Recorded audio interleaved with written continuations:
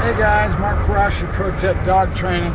I just got done from Costco and I'll do a video of Dante. It's real jumbled because I'm trying to handle the camera and the dog and the leash and deal with watching people so I don't run into people and I don't trip and fall down or get the dog hurt, either one.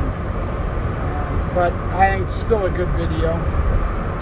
And I was kind of relating as I'm driving out of there how I dealt with people. I had several people ask me if they could pet my dogs.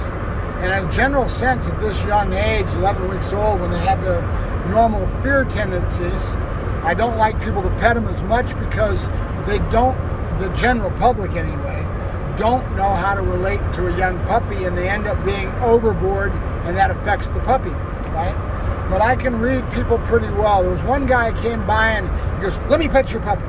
"No, thank you," right away. My assertiveness went right away in his face and told him, "No, thank you," and I kept walking, right? A couple of ladies at the very front of Costco, I went ahead and let them pet the dog because I just sensed something that they would be fine, and they followed my instructions. I told them to come down to the puppy's level. Here's some hot dogs. They put out their hands with the hot, and they were very kind and giving, and I was able to coach them to what I needed, right? So one of the things that these young puppies have, first off, all puppies have a fear tendencies. They're very fearful because Mother Nature gives them what they need to protect themselves. What is that? They can't fight. All they can do is flight, run away, and hide, right? That's why puppies go up underneath things, right? Why do they get a little bit shy and insecure with things coming towards their heads? It's my theory anyway, is because I feel that Mother Nature gives them protection against birds of prey. Birds of prey would be swooping down on the animal, snatching them up and taking them out. So Mother Nature gives them a high fear of anything coming towards their head. So when people reach out, they go right away, they bend over the top of the dog and they reach out the top of the dog's head. And these young puppies end up getting very fearful, and that imprints in the dog's head, and now you have a whole problem you've got to try to fix. Sometimes you can't fix it. Depends on the character of the dog. So right away, I want most people that want to pet my puppies to come down to their level and crouch, and then let the dog come to them and only pet the dog underneath the neck. I don't want them reaching over the dog's head and reaching towards the dog over the dog's head, because they're very young and again have a lot of fear tendencies that Mother Nature gives them at young ages. There was this one trainer that grabbed that dog out of the litter and went to Home Depot, and right away the dog froze up on him, wouldn't walk with him, and it irritates me because right away he's dictating and saying that a dog shouldn't have any fear tendencies when they're puppies. And he's judging the dog to have the genetics to be real strong and to be the point where he's not even fazed by anything that's coming at him. I say bullshit. I say as a good trainer, you need to learn to work a dog through things, and that's what it's all about, right? And that's what he should have been, more conscientious of his quality and his skills and doing what he needs to get the dog through those normal tendencies, right? And every dog's different. Dante's fearless. He goes right out, but he would still be affected if I let people do things and I let him be overcome by these things. It would go in his little cranium, and that would be a problem that I would have to fix. So I still am always very conscientious and very aware of and reading that dog's body language all the time. Now, if I took out Rocco is a lot more sensitive, a lot more aware of his surroundings, a lot more fear tendencies than his brother Dante. Does that mean that I can't get Rocco through it? No, it's because I know what I'm doing. I will get Rocco through it. Today was a very good day in front of Costco. He didn't do as well as Dante, and I wouldn't expect him to, because I've already got a pretty good read on the character of the dog and understanding the dog's insecurities, and I won't put him into a position that he ends up getting affected by those things. I will protect him from that. I will make sure I coach people to do the right things if I let them pet him at all, right? So that one guy that asked me, "Let me pet your dog," and came at me real strong, it was right away my instinct said, no way, I had a customer call me yesterday, and he's got a dog that I've already taken through the class, and I think he's about almost close to a year old now, and he went out with his family, went down towards Ventura. And people have a tendency, as I explained to him, to treat dogs a lot like they do their children. And they think that the children should all be social and they should all get along with other dogs, and they're very precocious. They want their dogs to play with the other dogs. You're getting closer to San Luis Obispo. You're getting closer to that liberal type of an environment where they all think the dog should be in a doggy park, and they all have their opinions on how they should raise their dog and how you should raise your dog. That's the one thing I hate. The public comes at you all the time, and they sit there and they want to tell you what you need to do with your dog.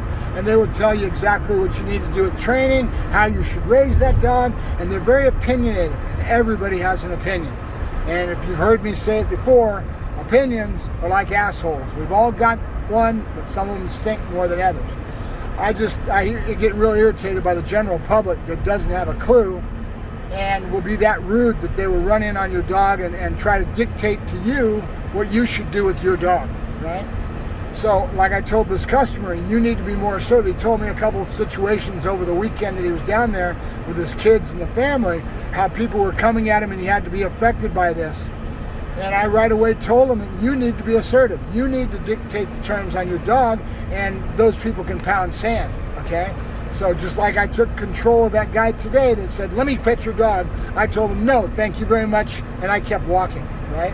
You have to be assertive, and you have to dictate the terms that you want for your dog. You know that dog, you know his nature, you know what you're working on at any individual time with that animal, right? So you need to be assertive, and you need to set your parameters to the public and to those people that come at you, and you should not be swayed by them trying to talk you into what you should do with your dog, okay? If it doesn't feel right, don't do it, okay? The other one I hate, people coming at you, oh, my dog's friendly, can he play with your dog? Get the hell away from me, you know, and I get upset, I really do. It's because I know what I'm doing, but everybody that I advocate, my customers, the same thing. You know what's best for your dog. Your instincts, your gut is going to tell you what you should and shouldn't do. Don't be swayed by their attitudes because they don't know diddly squat about your dog. You do, okay? So you are the one that should be an advocate for your animal. Do not let the public affect you because that person makes you feel guilty because you won't let him get your dog petted. This guy has a little nice red Dobie that's the dog we're talking about, and this other guy came up very precocious. My dog's friendly. Can they play? And before you knew it, they were in a fight, and his Dobie had the other dog by the neck. Okay. Well, now that dog may be reactive from now on. Even though that dog was the winner, it doesn't matter. That dog is going to be affected by that when you're trying to make sure your dog's at least not reactive. Now, I hesitated to say at least social because I could give a blank about the dog being social.